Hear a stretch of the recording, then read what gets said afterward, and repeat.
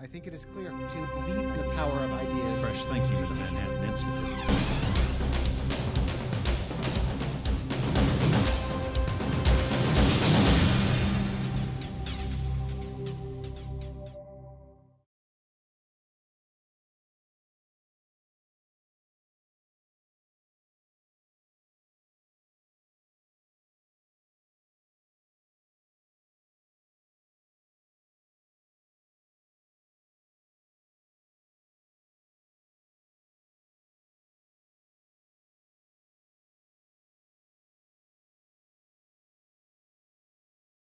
My name's Carl Cannon. I'm the Washington Bureau Chief of Real Clear Politics, and we were asked by the Manhattan Institute and David DeRosier to participate in this and co-host it. And when I was asked to introduce my fellow Californian Chuck Reed, I thought it was serendipitous. It turns out I didn't know how right I was. Chuck's sister Sandy was my first editor at the San Jose Mercury News, and she was a very good editor, and might have been an awkward lunch if she had fired me or she'd been a terrible editor, but she's terrific. I was born in San Francisco and lived in San Jose as a kid and in my 20s as a young newspaper reporter. But after getting to know Chuck this week, we met online. Isn't that so Silicon Valley of us? And delving into the work he's been doing, tackling the problem of underfunded public employee pensions in his city and state, I consider this more than good karma. For anyone writing about this issue or studying it, all roads lead to San Jose. A generation ago, Dionne Warwick sang a tune written by Burt Bacharach and his lyricist, Hal David, called Do You Know the Way to San Jose? You can all hear it in your mind, right? It's about a would-be movie star who doesn't make it in Los Angeles and comes back home to get grounded again. Hal David wrote those words. While serving in the military during World War II, he passed through San Jose and was stationed there. And this was long before it was a Silicon Valley. It was called the Valley of the Heart's Delight. That's what Santa Clara County was called. And he formed a fondness for its bedrock values. Hal David died a year ago, but before he passed away, he and Burt Bacharach were honored with pop music's highest prize, the Library of Congress Gershwin Prize for Popular Song. At the ceremony, President Obama praised the songwriters for their unmistakable authenticity and staying true to themselves. That's a pretty good description of another man who made his mark in San Jose, our keynote speaker today. Before alighting in San Jose, Chuck Reed was born and raised in a Kansas farming town named Garden City, and he grew up with an appreciation for what government can do to improve citizens' lives. His family lived for a while in a public housing project, but also for hard work.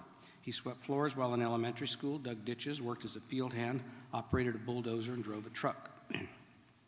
After graduating from high school, he left home for the United States Air Force Academy, graduating first in his class, served in Thailand during the Vietnam War, earned a master's degree in public administration from Princeton, and then went to Stanford Law School. After passing the bar, he began working as an attorney in San Jose, handling environmental, employment, and real estate law. Beginning by offering free legal services to tenants in housing disputes and serving on local boards and civic commissions, he developed a keen interest in the municipal affairs of his adopted city. He won a seat on the city council in 2000, where he earned a reputation as an independent voice.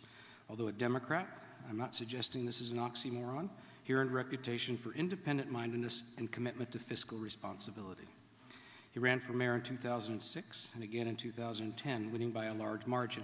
When I say large margin, he won with 77% of the vote, which tells you that San Jose voters, living up to Hal David's description of them, like what he's doing and like how he's trying to ensure his city's long-term solvency. Last year, he shepherded through a passage of citywide referendum that curbs future pension costs. Although the measure faces legal challenge from the city's public employee unions, San Jose's reforms were hailed nationally as a path forward for the hundreds of cities and municipalities that are facing severe cutbacks in services or even bankruptcy unless they tackle this issue. Nor is he done yet. Only last week, along with the mayors of San Bernardino, Santa Ana, Anaheim, and Pacific Grove, 4 Democrats and a Republican, he called for a statewide pension reform on the 2014 November ballot in California. So please join me in welcoming San Jose Mayor Chuck Reed.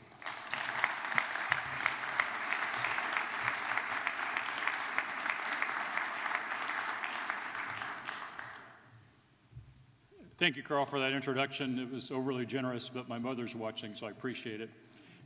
She undoubtedly will enjoy it a lot, and I'm glad you parted company with my sister on good terms back when she was the editor and you were working for the Mercury News. I want to tell you a little bit about my city of San Jose, before we get started, so you understand some of the background of what we've done there. So those of you who heard me speak before know that I am totally committed to bragging about being San Jose, the capital, Silicon Valley, the innovation center of the world. That's not pure bragging, it's actually true. We're also the 10th largest city in the country, roughly 1 million people. We have bond ratings typically as for general obligation bonds, AA1 or AA+. We have 2 independent retirement plans that hire their own actuaries and give us the bill, and we pay the bill. The plans, one of them is at an average rate of return since its inception of 7.5%. The other has an average rate of return since its inception of over 8%. And we've never taken a pension holiday. We've been #1 in job creation in the country the last couple of years and rate of job growth. So, I'm a Democrat. My council is, 2 years ago, was 90% Democrat. We're a Democrat city in a very blue Democratic state. So why would a Democrat in those circumstances take on pension reform over the objections of not only our 11 bargaining units in the city of San Jose, but statewide bargaining units as well? Well, that's because the alternatives were worse. The alternative of doing nothing put us at risk of service delivery insolvency and ultimately bankruptcy, as you've seen in some other cities. So let's give you a little bit of San Jose here. I'm going to get the first slide up. This is a summary slide. I try to put everything that happened into one slide. Those of you who have ever had to meet a payroll know that if your expenses go up faster than your revenues, you're in trouble. It's just a question of how long it'll be before you're in deep trouble.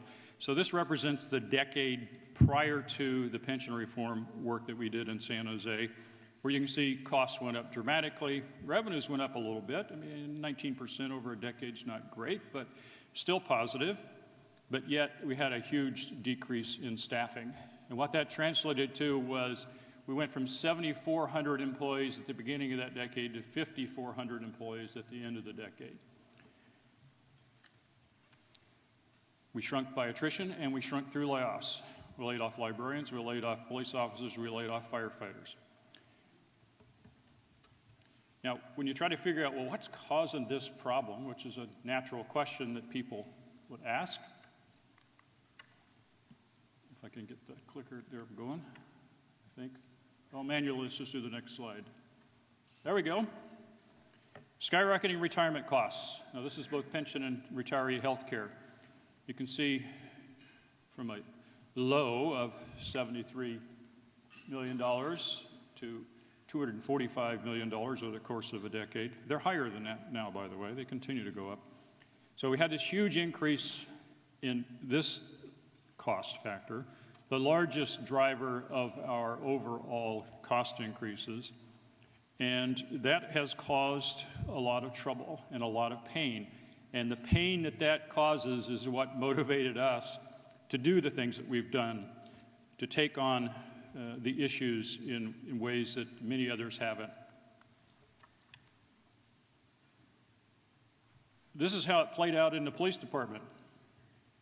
Now, unless the fire chief is here and I don't see him, police department's our #1 priority, most important department. Well, public safety obviously is a core service for local government. And this slide shows what happened in the police department in that decade. Similar slide for the fire department and other departments, although the police department fared much better than most of the other departments. So you can see we increased the spending, $96 million. The budget went up, the spending went up, but the people went down. So we have less police officers working the streets of San Jose than we had a decade ago, and that's still true today. Now, I'm going to get to this slide in a little bit. I'm going to talk a little bit about what we learned in San Jose before I start talking about the state slide, but I'd like to have this one up there. Just focus on that part. It's not going to cost us a dime. I'm going to come back to that. So in San Jose, based on years of trying to solve the problem and figure out what you could do to deal with it, I learned a couple of things. First, I operate on two premises, that there are two equally important objectives. Make sure our employees and retirees get paid what they've earned, and make sure that our residents and taxpayers get the services that they deserve. Now, either one of those isn't that hard to do, but doing them both at the same time makes it really hard, makes it really difficult. And the central problem in all this is that the retirement benefits are just too expensive. Nobody can afford to pay the true cost of these benefits. The government can't afford, and our employees can't afford it. The only solution is to reduce the cost. And you cannot reduce the cost with changes in actuarial assumptions. It took me a long time to accept that fact, that reality, talking to a lot of actuaries. You can't reduce the costs with actuarial assumptions. The benefits cost what the benefits cost. Okay, I learned that. It took me a long time. And the sooner you start to reduce the cost of the benefits, the better off you are, but the harder it is to do. If you get started early like we did in Michigan, you can see 15, 16 years later, huge difference. But if you wait till the crisis is upon you, it's very difficult to make the changes and make them in a way that doesn't hurt people a lot.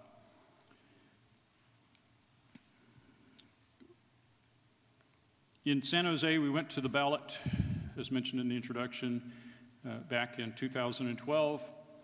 Nearly 70% of our voters said yes to our Measure B, or ballot measure, that did several things. First, it set up a new level of benefits for our new employees. That's not radical. Lots and lots of places have made changes for new employees. I think Los Angeles has a 6th tier, maybe. Other places have a lot of tiers for new employees.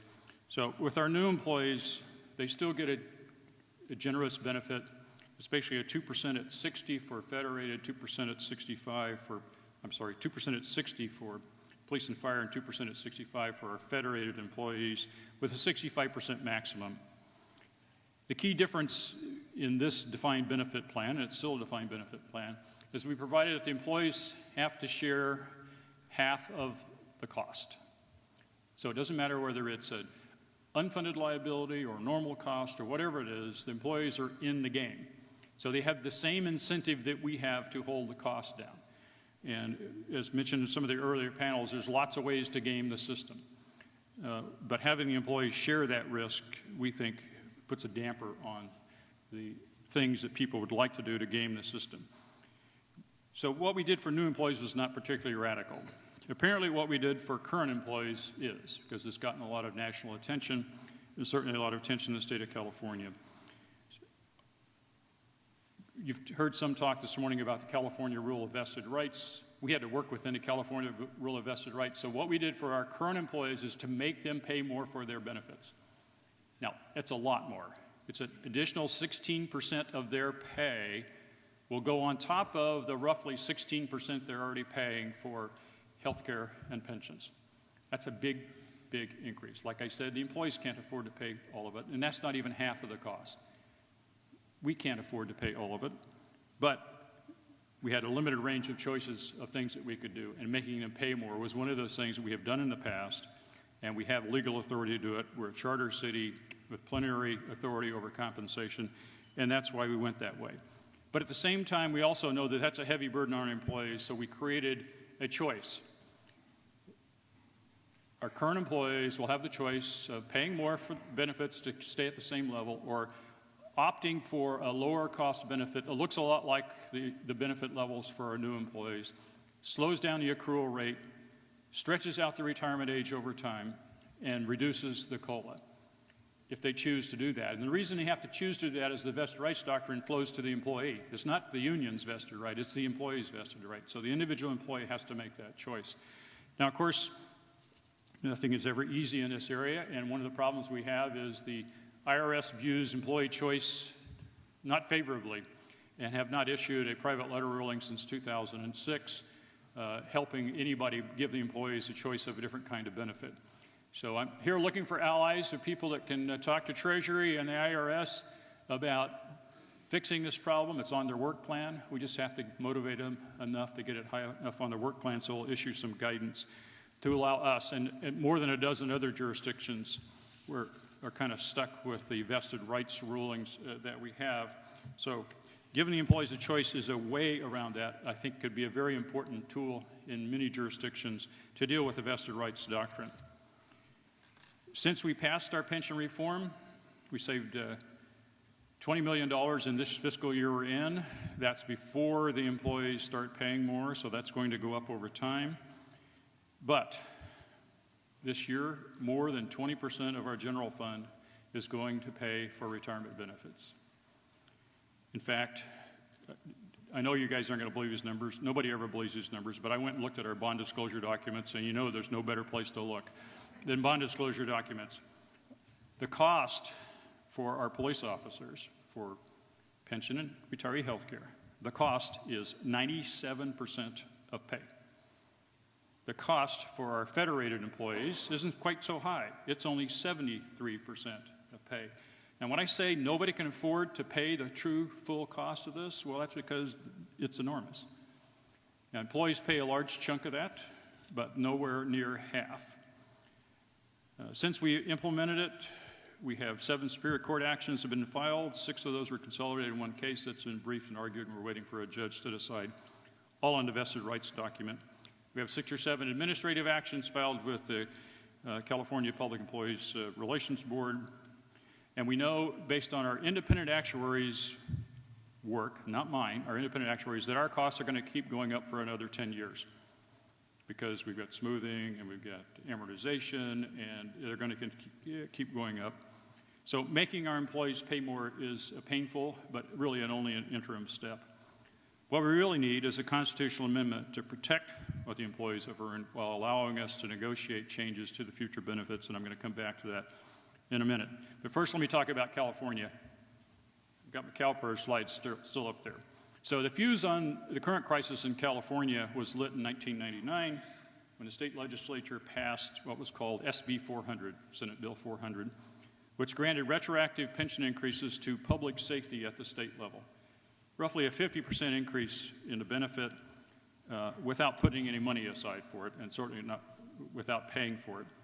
And CalPERS at the time encouraged the legislature to do this, and this is from a CalPERS brochure, claiming that it could be done without it costing a dime of additional taxpayer money. They also made that claim to local governments all over the state, and so in the trickle-down theory of economics, we see that working at the state level. Eventually, practically everybody in state had gone to these these are great benefits for public safety in almost all cases, and in some cases to the federated type or miscellaneous employees, but mostly it's public safety that have a right to accrue benefits so they can retire at age 50 on 90% of pay, and in the case of San Jose, a 3% increase guaranteed year after year for the rest of their life. That's a generous benefit. It's a very expensive benefit. Now, of course, the scope of that dime grew to be much, much bigger.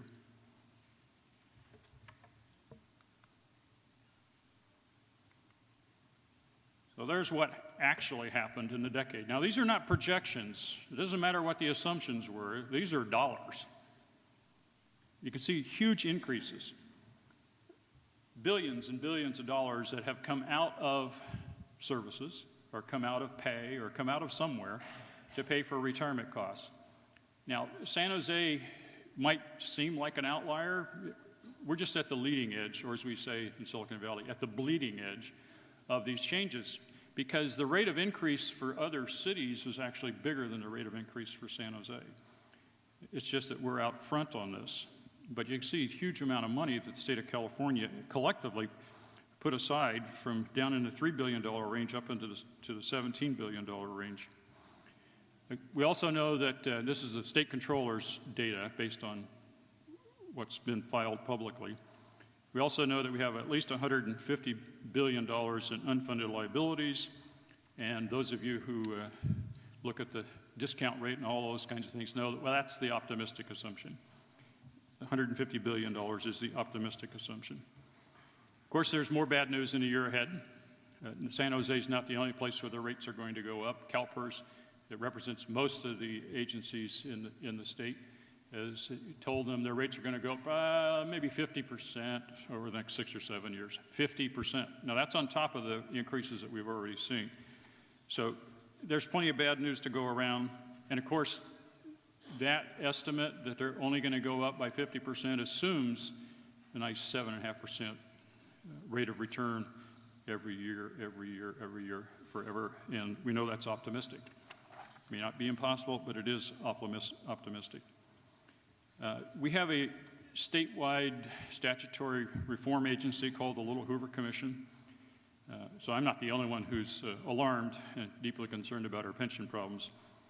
The Little Hoover Commission issued a report in 2011 called Public Pensions for Retirement Security. The Little Hoover Commission says California's pensions plans are dangerously underfunded, the result of overly generous benefit promises, wishful thinking, and an unwillingness to plan prudently. Unless aggressive reforms are implemented now, the problem will get far worse, forcing counties and cities to severely reduce services and lay off employees to meet pension obligations. That's certainly been true in San Jose, and it is proving to be true in many other cities in the state, and I think will show over the next few years that it will spread far and wide. 4 years ago, the actuary for CalPERS, of course, is the largest pension plan in the country, the actuary at the time, who's no longer the actuary, I don't know if there's any connection or not, but he's no longer the actuary, chief actuary, declared that the cost of public employee retirement benefits is unsustainable. Now, when I talk to my younger employees, they get that. They know that when we say it's unsustainable, they're the ones who aren't going to get paid.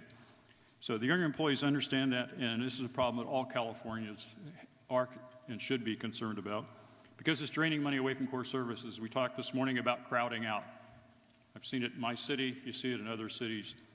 It's sometimes difficult to measure because you can easily obscure it, but nevertheless it's crowding out, preventing investments in infrastructure, preventing our streets are deteriorating, less officers, less firefighters, less of everything that we like in local government, less services. But it should be of serious concern for our government employees as well, because if it's unsustainable, they're the ones who aren't going to get paid. Now, maybe you want to roll the dice and gamble that you'll retire and die before the money runs out, but our younger employees don't see it that way, because they know they're at risk, and these huge unfunded liabilities threaten our ability to provide services. And if we don't deal with it sooner rather than later, well, then we can go the way of Central Falls or Pritchard or other places that have just called up their retirees and say, you know, we don't have enough money, sorry. I don't want to be the mayor that sends that letter out or makes those phone calls in my city to tell my retirees that we don't have enough money to pay them what they've earned. And of course, in California, you have to be particularly concerned about teachers. There was a lot of discussion this morning about teachers and how the system doesn't really work for them. One of the odd things is probably the worst funded plan in the state of California is California teachers. Yet they have the most powerful union in the state. I don't have an answer for that. It's just one of those amazing things. And CalSTRS probably is worse funded than they really think, because under the new GASB standards, their funding level has gone from a robust 66% down to around 45%. So will they run out of money in 30 years or so? Well, their own actuaries say they probably will. 30 years, teachers who are teaching today aren't going to get money. Even the people who just retired are likely to be victims of running out of money. And I think our public servants deserve better. Our residents deserve better. And that's why I have taken on the pension reform effort, not just in San Jose, but around the state. Now, Governor Brown, I think, said it pretty well. He said, pension reform can be hard to talk about, but in the long run, reform now means fewer demands for layoffs, less draconian measures in the future. It's in the best interest of all Californians to fix this system now. Governor Brown has said that more needs to be done, and I certainly agree. We had legislation in California in 2012 that was a step in the right direction, changing mostly for future employees, but also requiring current employees to pay more. It was a step in the right direction, but it was only, by CalPERS' own estimate, only a 5 or 10% solution. And that's true whether you look at it in current dollars, discounted dollars, gross it up over time. However you look at it, it's only a 5 or 10% solution. What do we need to do? We need to reduce the cost of the benefit. Unfortunately, in California, it's easier said than done, as it is in many states. Those of you who work in the federal area in ERISA know that one of the tools that has to be available is to change future accruals for work not yet performed. In California, you can't do that under the California rule, or at least the way the California rule is perceived and argued when you sit down at the bargaining table, because we can't negotiate over things that are vested. So what do we need to do? Well, I didn't make this up. Our little Hoover Commission again. Public agencies must have the flexibility and authority to freeze accrued pension benefits for current workers and to make changes to pension formulas going forward, protect state and local employees and the public good. That's what we need to do. We need to have that power. Now, a constitutional amendment in California would probably settle that dispute over the vested rights doctrine, and I think it's really critical that we have a constitutional amendment for several reasons. First, we leaders, especially mayors, I care most about mayors, need to be able to generate savings, immediate savings, to offset immediate costs. What we do with new employees, the savings are out there, it's important, but it's out there pretty far in the future. We need to do things that provide significant savings, and to do that, you have to go where the money is being spent, and that's on benefits for current employees. Second, if we have a constitutional amendment, it will help cities, counties, the state deal with litigation risk. Because of the vested rights doctrine, everything gets challenged based on a vested rights doctrine. Everything. In Contra Costa County, the firefighters are challenging this last year's state legislation because they have a vested right, in their view, to continue to spike their benefits in their last year of service, even though it's prohibited by state law and has been since 1937. So they're arguing to have a vested right to do something that's illegal because it has been done, and so they have a vested right to continue it. It's an interesting argument, but it shows you the reach of this vested rights doctrine and how it's being used. In San Jose, of course, it's being used to argue that we cannot make our employees pay more for their benefits. We need options for bringing down these retirement costs. Going to the employees and say, you got to pay more because their costs are going up, you got to pay more. That's a very limited way to deal with it because the employees can't afford to pay the true costs and the government can't afford to pay true costs. So we need some fundamental reform to deal with these skyrocketing costs. And that's why last week I and 4 other mayors of California cities filed a ballot initiative to amend our California Constitution that we hope will be on the ballot in 2014. We're still in the process of getting the title and summary, as it's called in California, through the Attorney General Legislative Analyst's Office. But I want to thank Mayor Reardon, who's probably no longer watching, but he was on this morning, obviously. He's been a big help in this. He's been a leader. He helped us raise the money that we needed to do to put together the policy work, and he's been a leader on the issue generally. So what did we do? The Pension Reform Act of 2014 is what we're calling it. We want to provide cities, counties, local governments, and the state government the ability to change future benefits for future work that's not yet been performed. Going forward, be able to negotiate changes in those benefits while protecting what people have earned, what they've accrued should be protected. We want to make sure they get paid that. So those 2 things that I said in the beginning are reflected in this ballot measure. Make sure employees get paid what they've earned. Make sure residents and taxpayers get services that they deserve. So the initiative does, in fact, specify vested rights protection for work that's been performed. Clarifies that future benefits are negotiable. We're not getting rid of the collective bargaining system in California. In fact, we're not changing it at all.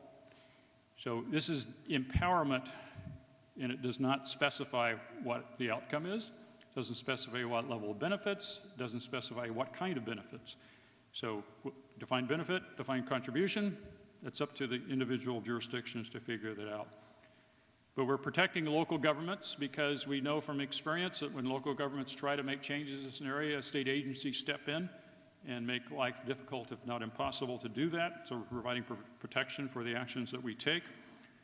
We're also making a modest step in disclosure and transparency by requiring plans that are poorly funded, 80% level, have to put a report out to their people every year until they get to 100% funded of what it will take for them to get to 100% funding over 15 years. To set a standard by which they can be judged of how they're solving or dealing with the problem. It doesn't require them to take action, but it does require them to be honest about the funding status of their plans. And of course, finally, this covers all government agencies. We had an interesting discussion this morning about, do you put the judges in, do you leave the judges out? We're covering everybody. We understand that problem, but it's much easier to say everybody's in, and politically we think that's important, and morally we think it's important. It's just the right thing to do. We should fix this for all jurisdictions, for all levels, and so that's what we're trying to do. So with that, I will stop talking. I'm happy to take questions. I might even have some answers. We'll see. Thank you.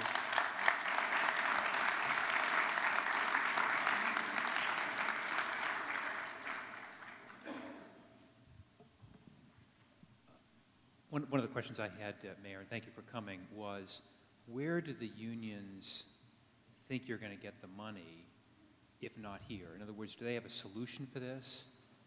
I'm just curious because the numbers are so stark and so breathtaking that I'm just puzzled by that. And the second question is, do you see a divide in California between public sector unions and private sector unions on these issues?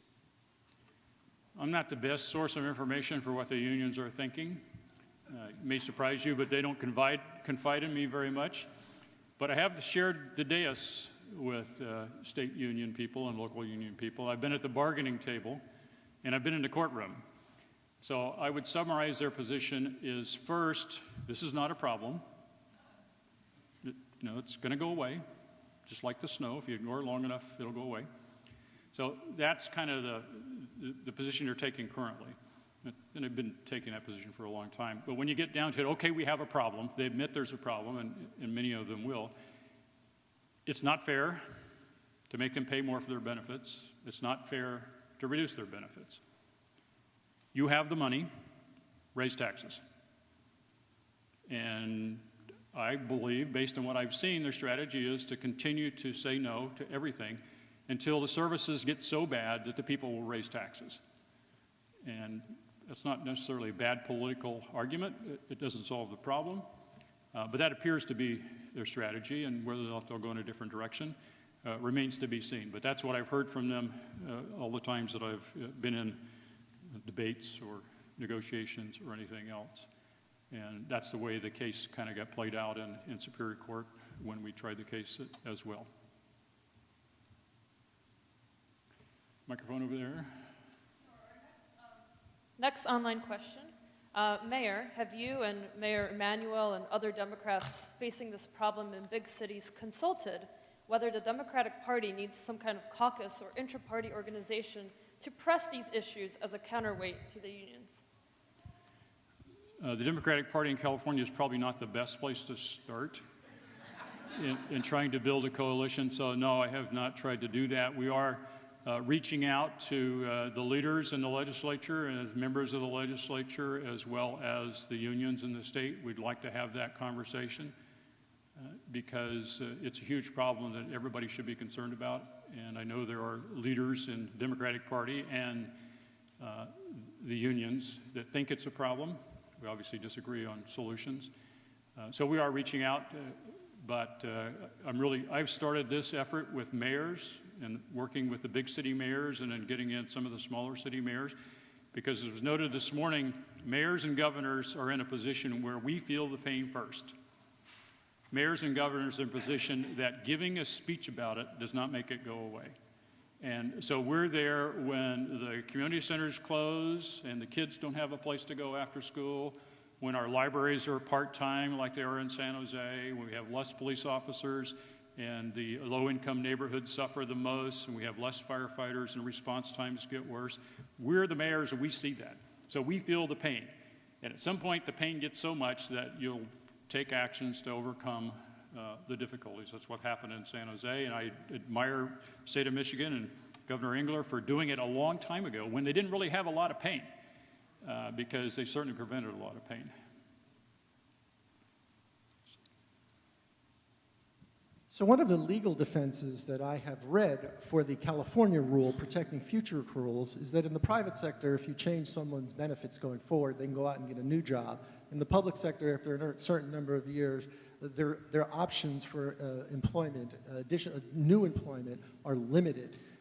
So you can't change their benefits going forward because they're essentially stuck in their jobs. And I wonder how you react, because I've heard unions use that reasoning also. I wonder how you react to that, given your reforms. Well, I think as we heard this morning a couple of different times, most people who go to work for government don't spend 30 years working for government. Most of them leave.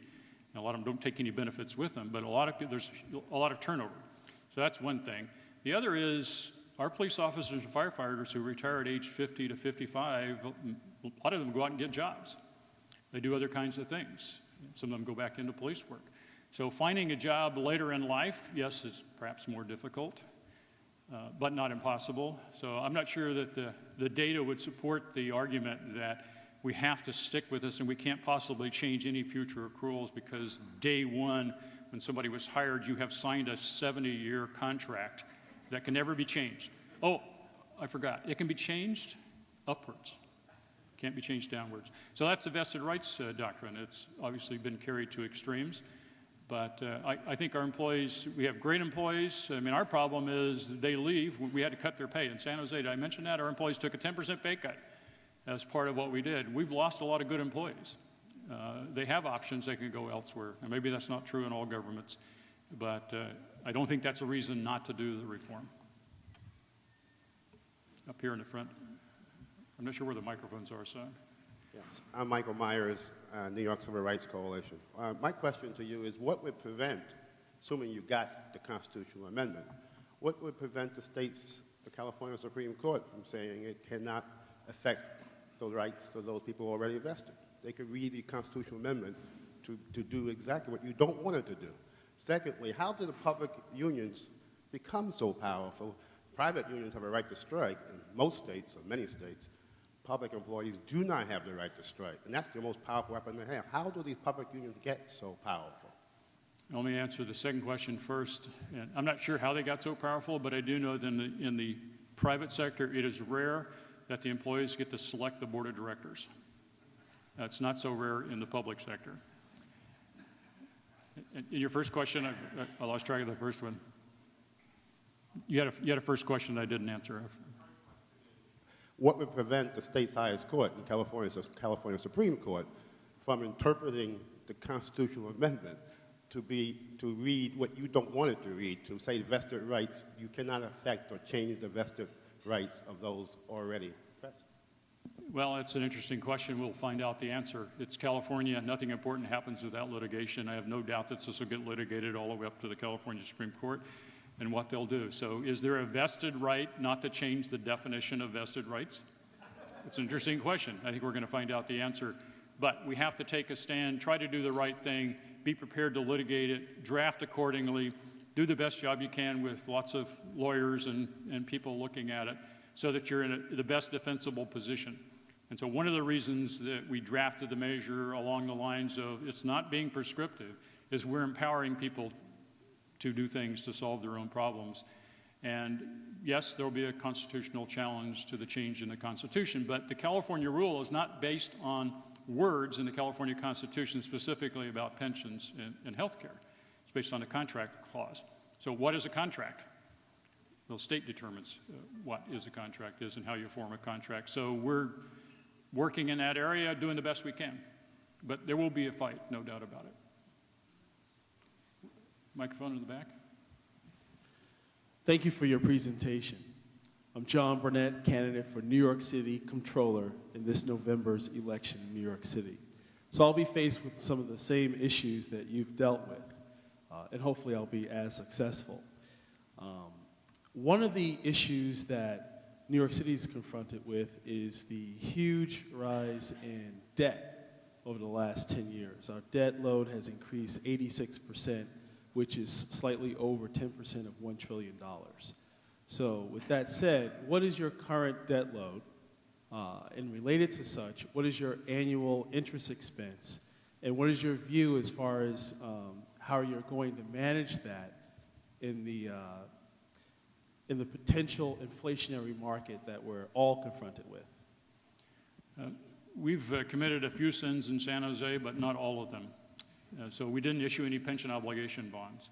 So we have not been borrowing money to fund operations, which is part of the reasons we have AA+ or AA1 ratings. So our general obligation bond debt that gets paid out of the general fund is roughly 5%, way below what we're authorized in debt. So we have other debt and other special funds, but really the general fund is where the action is. That's where we pay for police officers, firefighters, libraries, et cetera. So our debt load, the bonded debt load, is not high compared to our pension and health care obligations. So of that $245 million slide on there, which is now $271 million this year, some of that is for normal costs ongoing, but the large bulk of it is for unfunded liabilities. So our debt load is driven by the nearly $3 billion in unfunded liabilities we have in our two retirement plans for health care and pensions. So that's a much bigger burden than the bonded indebtedness debt load. Governor. I'm just curious, the health benefits get the same protection? All right. The health benefits get the same protection as the pension benefits under the sort of the case law in California? Or do you have options to do things differently with health care? Can you enroll your retirees in under the Affordable Care Act? Or would they say that would be a diminution? It's not clear under California law where health care benefits reside vis-a-vis pension benefits. If you had noticed what happened in Vallejo and Stockton, the first place they went was the health care benefits. Because if maybe legally it's unclear as to what the rights are, but politically, effectively, CalPERS, the biggest funding source in the state, has fought every opportunity on pensions. So Vallejo did health care because CalPERS said if you touch pensions, we're going to be in litigation here forever. And Vallejo believed them. Now Vallejo's back in trouble again. So there is a difference between the two, and I have to leave it to the lawyers to point out the finer points. With this ballot measure, we're dealing with both, trying to make clear what is the rule for both, because the health care obligations, and one of the reasons San Jose is paying a little bit more in the total benefits is that we and our employees are attempting to get up to full funding for the retiree health care obligations. We're not there yet, but the employees pay half and we pay half. So that cost this year is around between 16 and 20%. We're splitting that 50-50 with the employees on retiree health care. And so we're a little bit different, but the cost of the retiree health care is a really big number, and it's accelerating even faster than pensions. I can see the microphone. Oh, we have some. I just wanted to chime in and say we have time for one more question if you want to pick one out of the group. But let's auction it off. Auction it off. Let's turn this into a fundraiser. Everything I do is a fundraiser.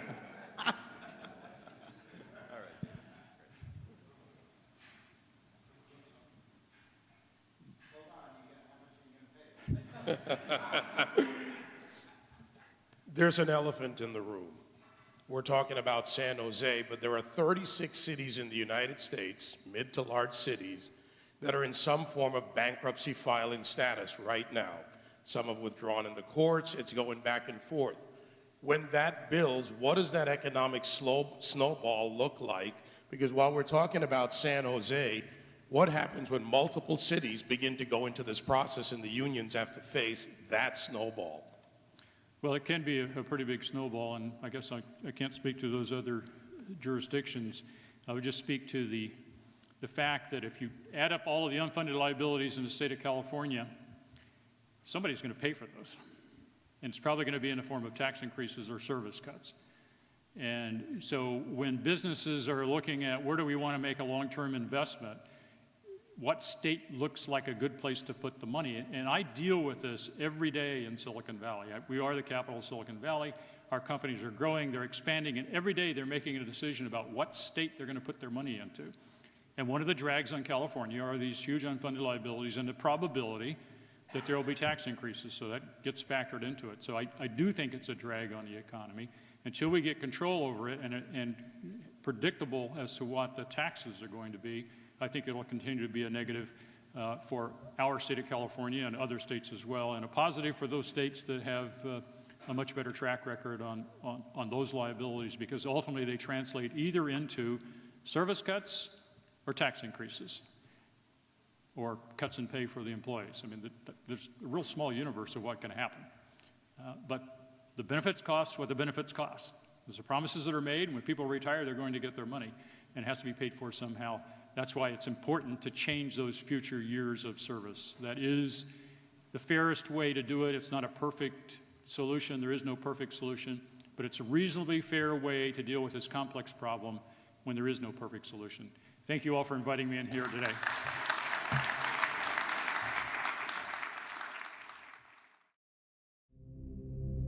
I think it is clear how fortunate we are to believe in the power of ideas. Supply the common sense and the fresh thinking of the Manhattan Institute.